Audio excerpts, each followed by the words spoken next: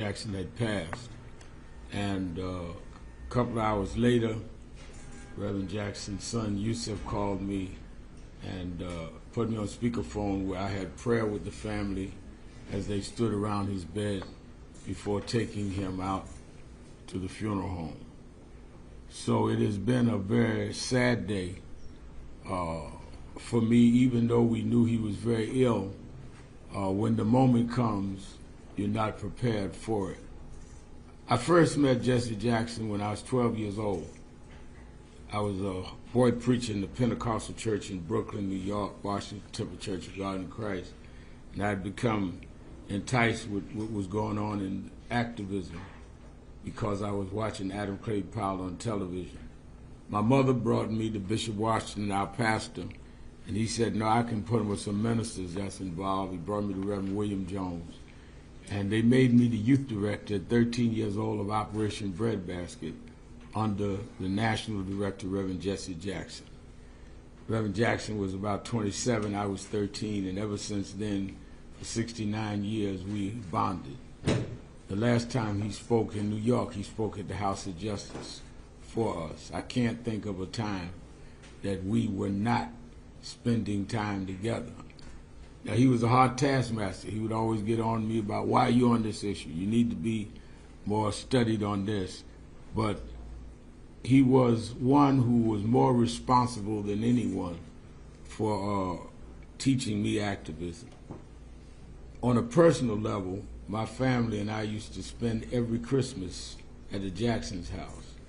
And the last two Christmases took my daughters, one who's with us today, to Chicago. We spent Christmas night at Reverend Jackson's house just 5 weeks ago, and last Christmas. We would feed people at the House of Justice and then go to the airport in the afternoon and fly to be with him.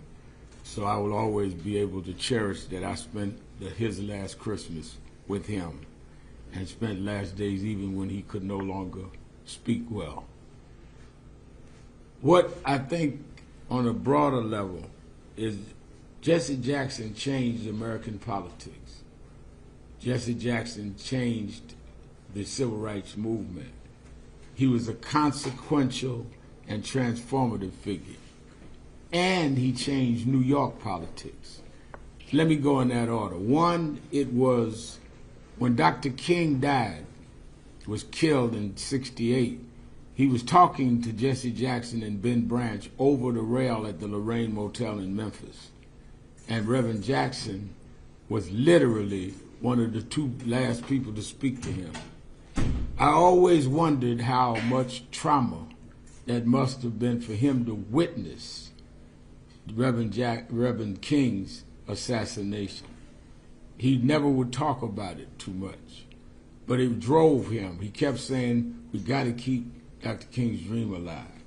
He was 12 years younger than King, as I was 13 years younger than him, and he would always challenge me that your generation's got to do what John Lewis and all of us that were younger than Dr. King did. He kept the movement going by keeping the economic boycotts of Operation Breadbasket going, by dealing with diversity, by fighting for affirmative action. You must remember when the late 70s and 80s, when Reaganism rose and there was this backlash on civil rights, Jesse Jackson took the front with John Lewis and others to restore what Dr. King had done. We romanticized the 60s like they were never challenged. They were challenged. We had to renew the Voting Rights Act every 5 years. We had to deal with state laws. And it was Reverend Jackson that did that into our era of having to deal with racial profiling and driving while black and all. We learned all that from him. It was in 1984, when he ran for president, that he changed the rules that primaries were governed by, where in pre-Jackson, if you ran in New York, for example, and you got 104 delegates and your opponent got 100 delegates, your opponent got all 204 delegates. It was Jesse that made it be, no, you get your 100, they get 104. With him changing it to proportional delegate representation is how Barack Obama was made the nominee. Hillary Clinton won more big states, but he was able to accumulate more delegate votes. So he literally changed the party in 84. And then in 86, the midterm elections changed because he had registered so many new voters that had not been calculated before, that many of the states turned, and the U.S. Senate 86 became Democratic control and maintained a lot of the things that we would have lost under the Reagan era because Jesse Jackson registered those voters. In 88, he ran again, got 7 million votes, won the city of New York. It was his 88 race where he won the city. He lost the state to the caucus, but he won the city of New York, which made us believe in 89 we could win. And we did by electing David Dinkins. David Dinkins was his coordinator for New York City in 88 and became the mayor in 89 off Jackson votes and the belief we could win it because Jesse Jackson, despite the controversies around him, won the city of New York in 88. So I'm not talking about somebody that just is some removed figure in history. He literally changed American politics, New York politics, and kept the civil rights movement going, and then raised some of us that have been in the forefront in the first part of the 21st century to do what we do. And he's been there with us. When we did George Floyd, he was right there in the church with us when I did the eulogy. He was there with us with Trayvon Martin. He never stopped. I once said to him, "You already in history. You've gotten all the honors. Why do you keep going?" He said, "I never learned how to retire." He said, "You got to remember, Al, Dr. King was killed at 39 years old. Medgar Evers was killed at 39 years old. Malcolm X was killed at 39. We were never raised to be 40 years old." He said, "I woke up one day at 55. There's no retirement plan for us." And he kept going until this morning. So my whole life and the whole country and the world was changed. Don't forget, he went and got hostages from Iraq, hostages from Syria that no one else could get for this country. Never got the credit he was due. But he said to me that those that need the credit don't deserve it, and those that deserve the credit don't need it. Well, I'm going to make sure as long as I'm alive, he gets the credit. Reverend Jesse Jackson. On this Saturday, our regular Saturday Action Rally will be at the historic Mother Amy Zion Church. It's the church that Frederick Douglass spoke at. It's the church that Sojourner Truth at the altar changed her name from a slave name to Sojourner Truth. It's the church that Madam C.J. Walker's funeral is at, church that Paul Robeson was a member of. His brother was one of the pastors. So in Black History Month, we're going to dedicate the Action Rally this week to Jesse Jackson, which was the last organization he spoke for in the city of New York. Last time to Harlem, when he left the House of Justice, we took him to Sylvia's. And I never forget when he finished, we had to help with the fork. And he told me, "Wheel me into the kitchen." And he shook hands with all of the people in Sylvia's restaurant, shook hands with him in the kitchen. That's the last time he was here. So we're going to honor him. We're asking all of our city officials to join us there. We are the organization that Dr. Jackson worked with, and we're going to honor him this Saturday. We want all of them to come and give their condolences in a New York salute to Reverend Jesse Jackson. Any questions? Yeah, Reverend Sharpton, what did he open your eyes to? What did he help you realize that you didn't know or weren't aware of, or make that better? He opened my eyes in two ways.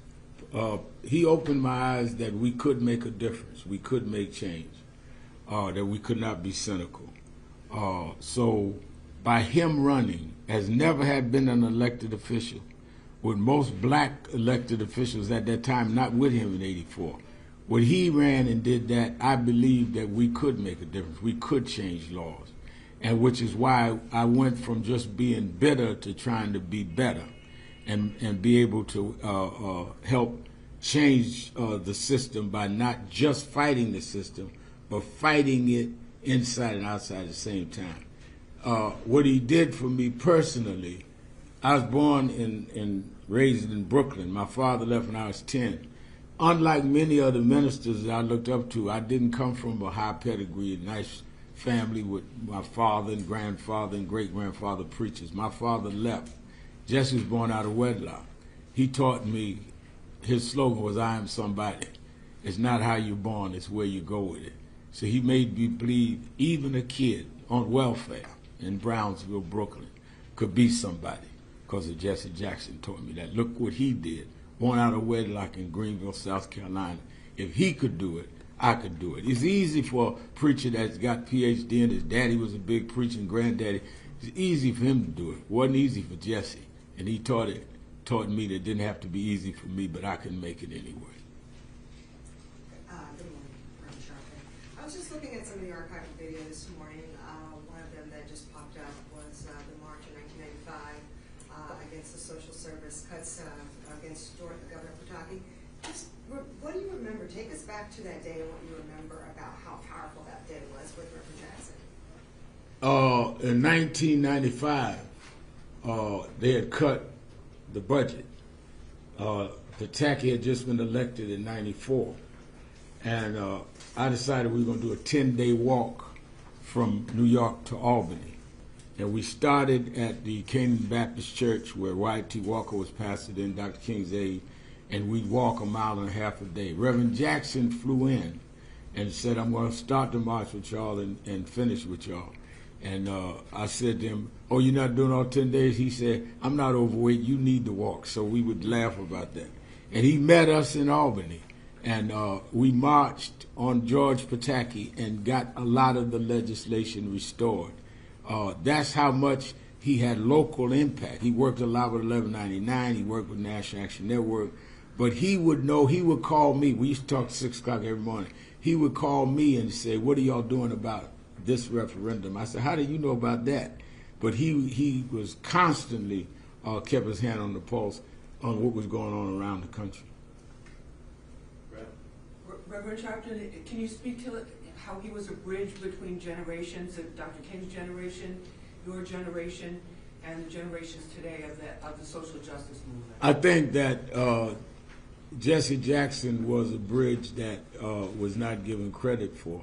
He was the youngest person on Dr. King's staff, so he was attractive to people like me that was a generation behind him, because he was more hip. He used to wear a Martin Luther King medallion. That's where I got that from. And he used to wear a vest. I never saw him wear a suit and tie until about 1972. And he had a big afro.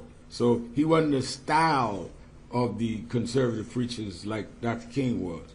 And he then was able to understand our generation of saying no justice, no peace, rather than I am somebody.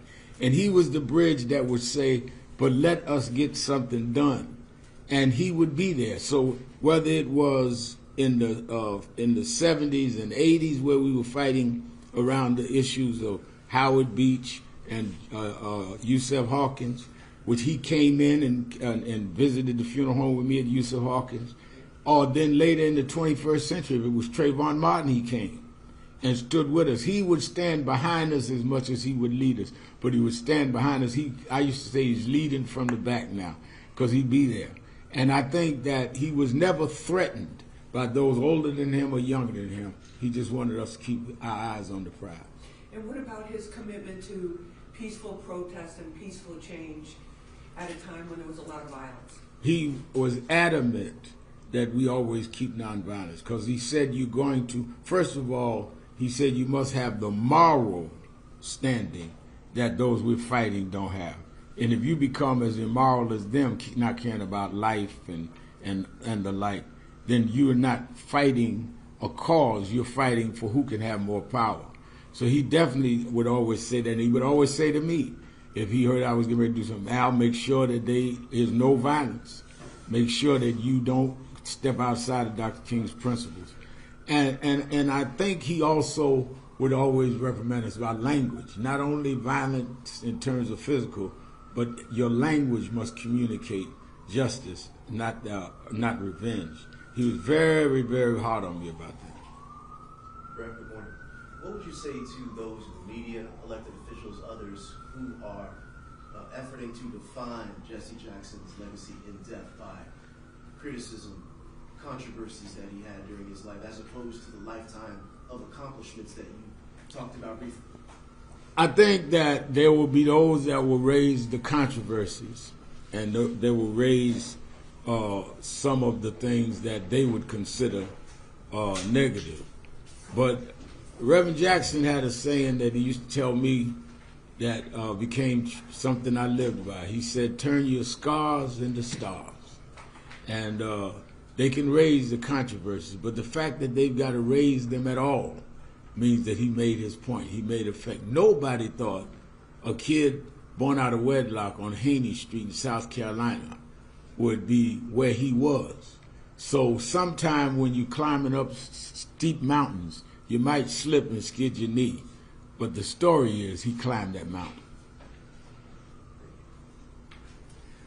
Hi, good morning. Thank you for having us. I wanted to ask if there was anything from the Reverend's legacy you hope the new generation in the Democratic Party, the civil rights movement, heed going forward. I think that what I would hope they heed is that we continue to protect the right to vote, that we protect the Voting Rights Act, and that we protect the economic movements of not having an imbalance where the super rich get richer at the expense of the poor, and that we remain rainbow, multicultural, that we fight for immigration rights and civil rights, that we deal with policing and deal with vice.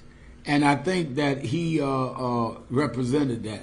We cannot take the rainbow out of the movement. We cannot take the nonviolence out, but we must protect the right to vote. Everything Dr. King and Reverend Jackson stood for is at risk right now. Supreme Court is weighing right now Section 2 of the Voting Rights Act. Right now we're seeing what's going on with ICE and deportation. So we have the challenge not to mourn Jesse Jackson, but we need to use our mornings, which is what we're going to do Saturday, to say there must be a movement. He would not want us to have sanctimonious mornings if we weren't going to get up and do the work. Sharpton, so many speeches over the years, so many important quotes. Which one is the most significant to you, or the most personal in terms of what you remember? I think that his '84 Democratic Convention speech, "Our Time Has Come," was a classic because it gave us hope.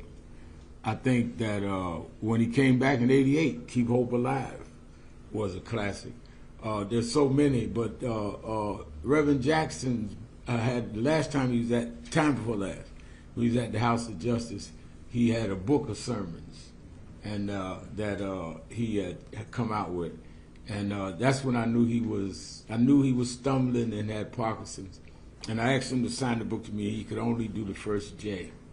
And I keep that book at home, a book of all of his sermons. But he couldn't even sign his name. But he still came to Harlem to do what he could do.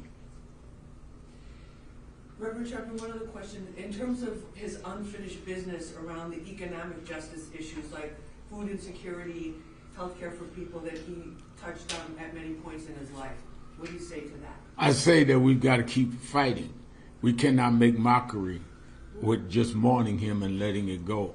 And DEI, diversity, equity, and inclusion, which has now been wiped out by this present administration, that was Jesse Jackson saying we've got to diversify boardrooms, diversify employment for blacks, for women, for browns, or for LGBTQ. So we are seeing at a stage where everything he fought for is at risk. And if we want to mourn him, we've got to preserve what he fought for. Thank you. So what is the plan of action to defend voting rights? Well, I think the plan has to be, how did we get voting rights in the first place? And that is mobilizing, marching, nonviolent protest. But the thing we have that they didn't have in '65, we have enough people in the Senate and the House to re-legislate if we come out and vote. If we come out in the right numbers, a member of National Action Network named Hakeem Jeffries would be the Speaker of the House and could call the hearings and find out what's really going on in ICE. So every time it looks hard to me, I think about how hard it was for Jesse when he was a student leader in North Carolina, how hard it was for Dr. King. We don't have the right to complain. They turned the country upside down, and they didn't even have social media. You know, Dr. King didn't know what a cell phone was, didn't know what TikTok is. We got all of these things to work with. Question is, are we going to work with them? All right, thank you. Thank you so much. Thank you. Oh, this is Reverend Malcolm Bird, who pastors the church that we're at on Sunday. He's also COO of National Action. Thank you very much.